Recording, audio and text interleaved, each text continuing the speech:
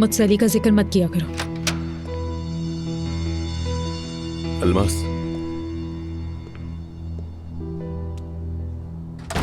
देखा, लंबी उम्र है इनकी, नाम लिया और फौरन हाजिर हो गए। हम दोनों भी आप ही की बात कर रहे। अलमास, मैं जा रही हूँ, कल सुबह तुम डिस्चार्ज हो जाओगी। कहाँ जा रही हो? अभी तो दिलचस्प बातें शुरू हुई थी।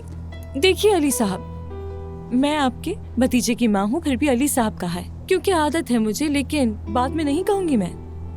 देखिए अभी आप आए हैं और जा रही है वो। अलमास, मेरी जाहिद से बात हुई थी। ओह देखा, अली साहब की तरफ से माजरत आने वाली है। देख रही हो तुम? वैसे नूर भी आपकी बात सुनने के लिए वहीं रुक गई है। अलमास, मुंह बंद करो अपना। तो फिर तो नूर बेकार में इंतजार कर रही है, क्योंकि मैं यहाँ पर माफी मांगने नहीं बल्कि तुम्हारी खैरियत लेने आया था। लेकिन ये थोड़ी ज्यादती है ना? वाकई आप सोचें जरा, क्या कुछ नहीं किया आपने मेरे साथ, मेरी बात का यकीन तक नहीं किया, और अब एक सॉरी तक नहीं निकल रही आपके मुंह से अली साहब। हाँ, जैसे तुमने हमेशा ही तो सच कहा है और हमेशा ही हक पर थी। सारा कसूर तो हमारा था, मैं ही तो तुम्हारा गुनहगार था। हमने तुम पर बिला वजह यकीन नहीं किया था, है ना? सही कहा ना मैंने? हाँ तो अलमास मेरी जान, तुम्हें जवाब मिल गया ना। और जैसे अली साहब ने अभी अभी कहा कि खुश भी देखने को नहीं बचा। कल सुबह मिलती हूँ मैं तुमसे।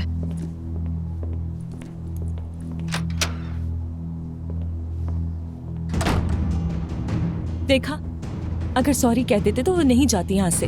बोलने की जरूरत नहीं है तुम्हें ज्यादा। जो बच्चा तुम्हारे पेट में है ना, ये मेरा भतीजा है।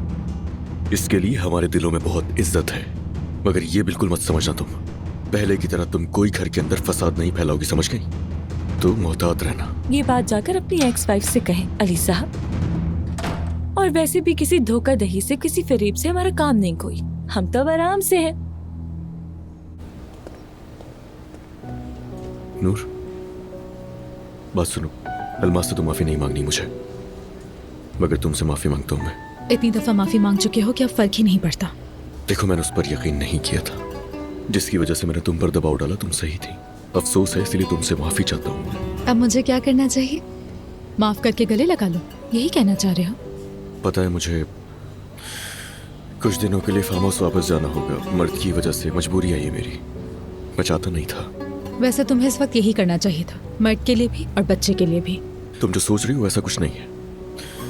सिर्फ उस वक्त तक जब तक मर्द खुद को संभाल ना ले, बस कुछ ही दिन लगेंगे।